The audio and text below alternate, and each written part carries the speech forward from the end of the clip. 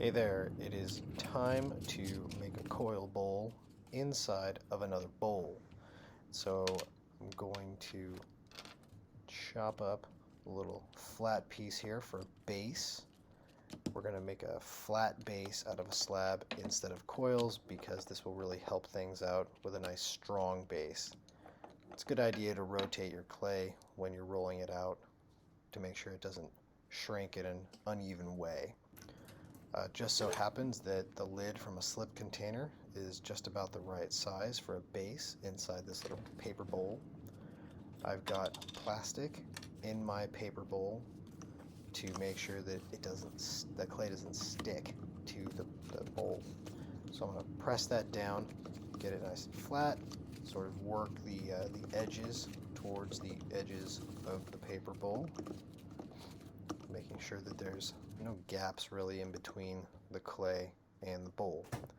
Next, I need to roll out a coil for my first layer. And so I have quite a mess here, so I'm going to make lots of adjustments. And I just took a little piece of my scrap and I'm squishing it into a coil and rolling it out. The key to rolling nice even coils is making sure that you are pushing the clay around full revolutions, usually from fingertips to the base of your hand. Do that a few times, make sure it's nice and even, measure it out, and then it's helpful to have some flat edges, and then you're going to sort of score and moisten up the clay and then squish that coil together. And then that'll be your first base ring of this coil bowl. So I'm just using a little water on there because this is pretty wet clay right now. Didn't feel the need to score and slip it. So get this nice and even, score up the top edge, and then I'm going to score the base. And this I am definitely going to be scoring and slipping because I really want my entire bowl to be nice, solid construction. See, scored. And I didn't have slip on the table, so I had to get up and go get some. And I'm back. So we're just going to add a little slip all the way around. The slip is our friend in this construction method. Score that coil. Slip the coil. And then press it back in, get it not squished because we don't want it to be squished down too far, but press firmly all the way around, and then we'll be ready to start our next layer. Now in this project you need to have one layer of coils that need to be decorative, meaning it's not just a bunch of rings on top of each other, but we're going to include some sort of decoration. And so I am going to make a pattern of little spirals. It's nothing terribly complicated, but I figured it would be really nice for this particular demonstration to show you exactly how this can work.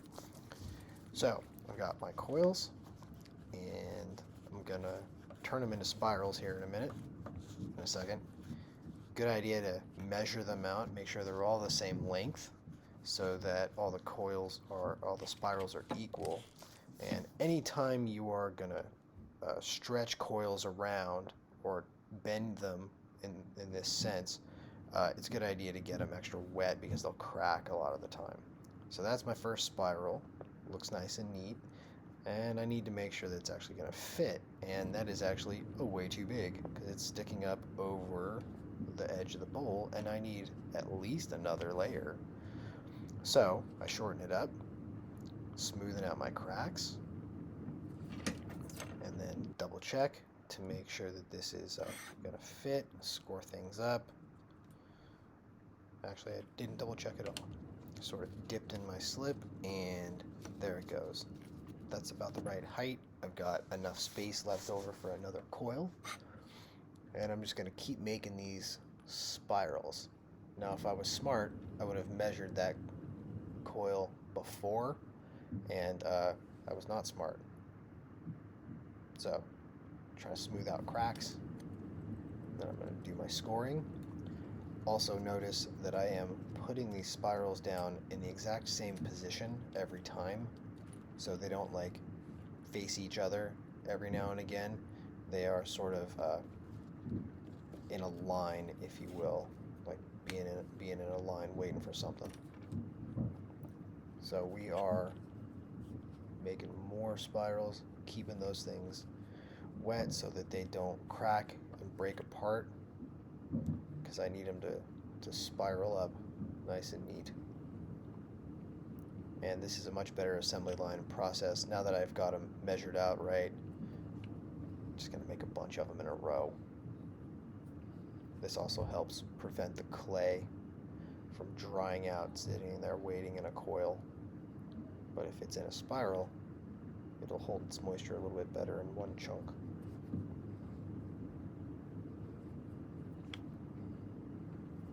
Again, smoothing out my cracks.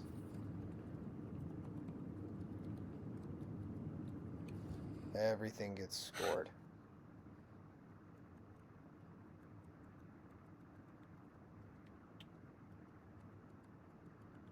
See, this is way more efficient.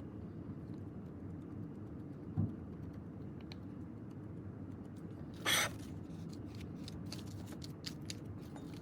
we go. Score up the whole thing.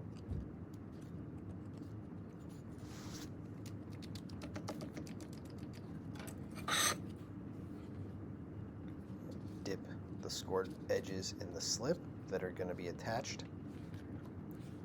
And just give them a little bit of pressure into that bottom coil, a little pressure into each other.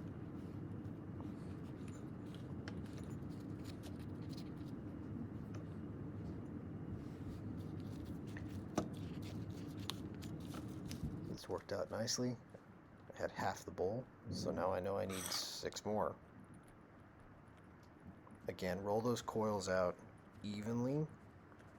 See how they're going all the way from the end of my fingers to the beginning of my palm. Those full revolutions will give you nice round coils. You don't want to mess around with sort of, they're kind of like taco shaped almost. They're like weird shapes if you don't do this part right. So you need full revolutions. Remoisten your clay as needed.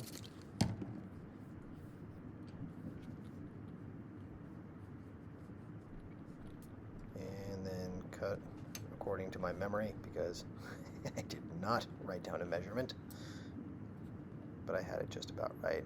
Now I've got good measurements. Remember, I need 6 more. Chop those up.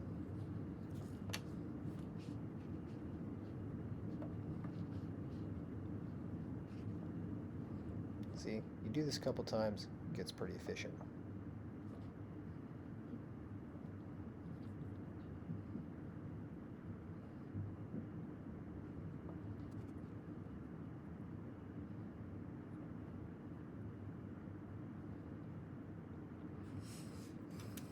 Definitely had too many cracks, so I want to smooth those out.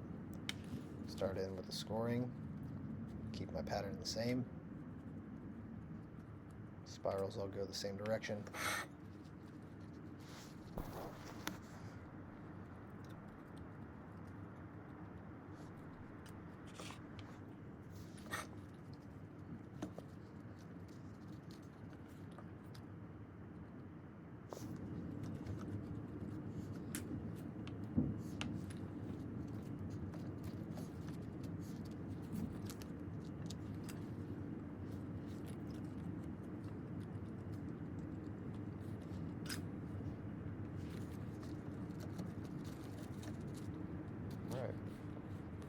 Last one here, getting everything fitted together.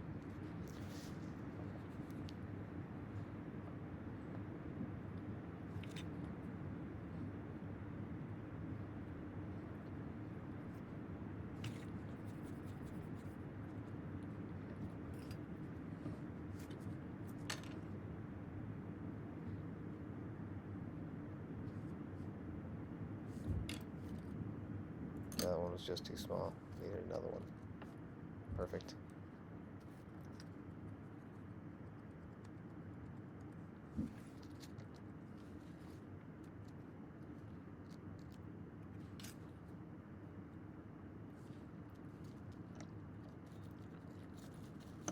Okay, so there's my decorative layer. Remember, you guys are going to need a decorative layer as well. Make sure these things are all nice and plenty of pressure, squished together. Last thing I need is another coil all the way around the top. This is going to be just right for my little demo here, my little sample bowl. You all are going to have a much bigger bowl, so you'll have more opportunity for decoration and more layers, and having a much more functional bowl than this small version. So just like the base coil, measured all out, score the stuff together. Actually, you slipped this time.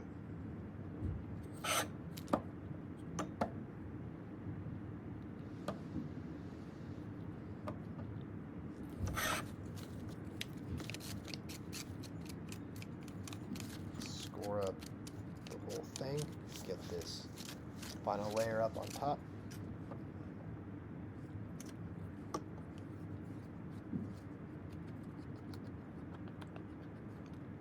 I love scoring.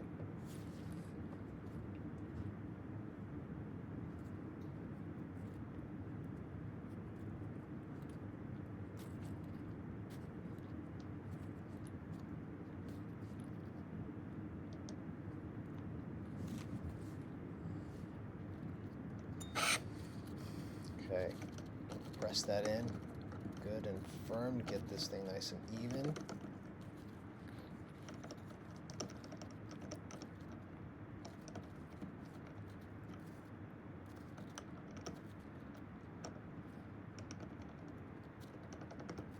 then last, we don't want all these empty spaces in here with all the coils, otherwise it's not going to hold anything. So we are going to smush up and smooth the entire inside with the blue rib. You can use the black rib if you want. Either way, you just need to help the bowl around, give it some support. So I'm using this paper one, so I really need to support it. Yours will be plastic, it'll be a bit more firm. But you go all the way around here. It takes a lot of effort. You're going to pull up a little bit of clay, but if you just press too hard, you can squish things out too bad. So you kind of got to go a little bit at a time.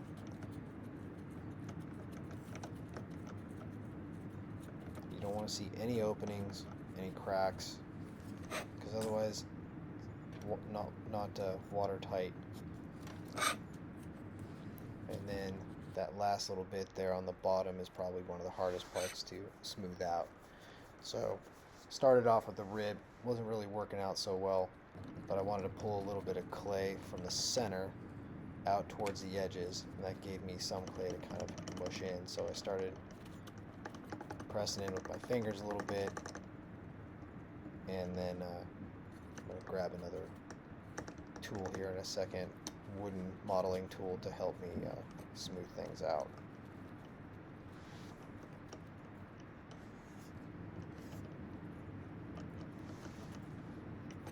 And of course, it's not going to be within arm's reach, so I gotta find it real quick. Oh, there it is. It's little, like the back of a spoon. Sort of smooth out that seam.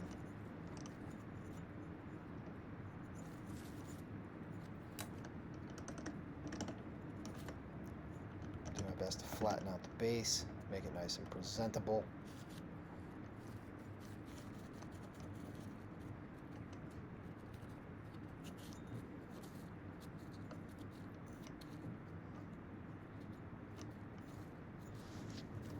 Sponge is always a helpful tool for smoothing out your surface area.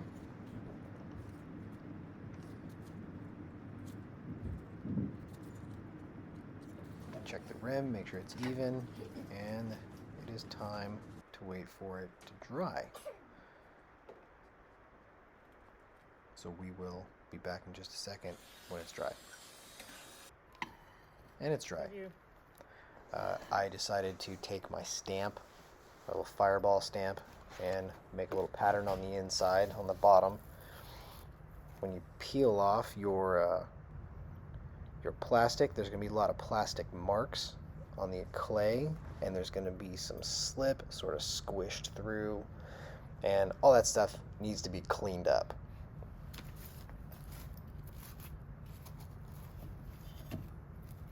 So I'm going to use that for easy removal off my banding wheel. And then I'm going to get a paintbrush. And this is one that's I never use for glazing or anything. So sometimes it's a little dirty with clay in it. So I just got it a little wet, just damp, and then just started brushing through all the lines, getting rid of all the slip. Using that damp brush that sort of ends up being kind of coated in slip works really well to kind of smooth out all the wrinkles from the plastic.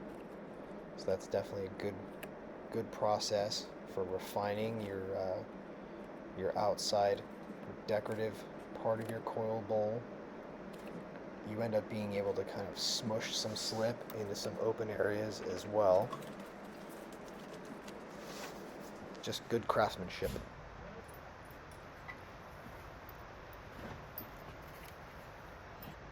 So pretty much done now.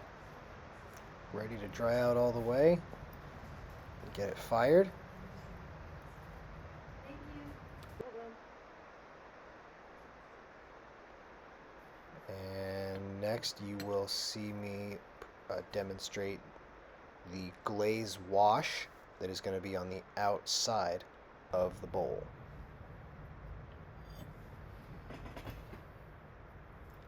Yeah. Alright, I'm going to do the glaze wash on the outside of my coil bowl here. So you'll be able to see that. I got just a littlest bit of ironwood glaze. I'm just going to add a little water with my brush. Just kind of water that up a little bit, thin it down.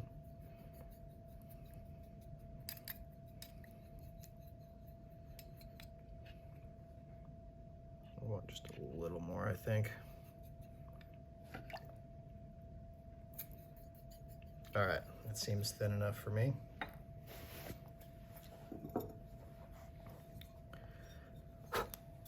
So here we go.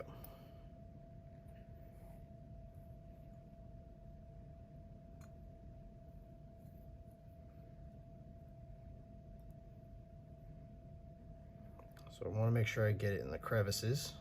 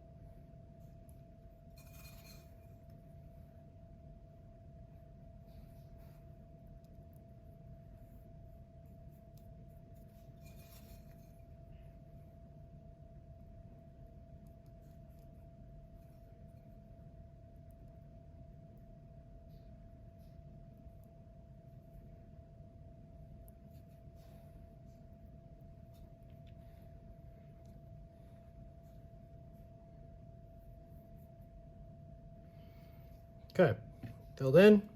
Get my damn sponge here and just start wiping away, which is probably going to be a giant pain. It's not too bad.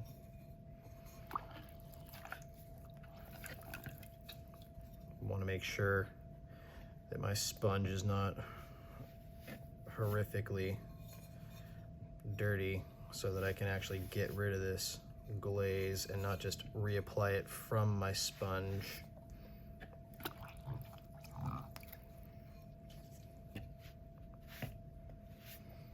So you can see it's staying in all the crevices.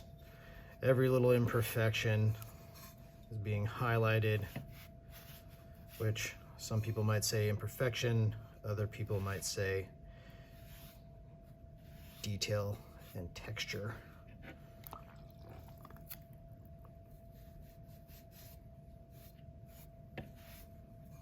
So this is basically just a stain now in most areas. I'll even purposely stain the bottom so it looks like something, looks intentional, it looks like an accident.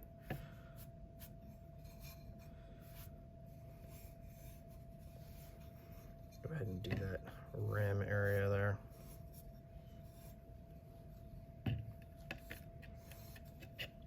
Okay, I'm happy with that. That should come out nice.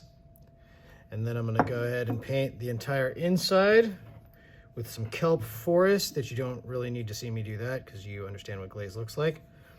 But this is the important part. Okay? Okay.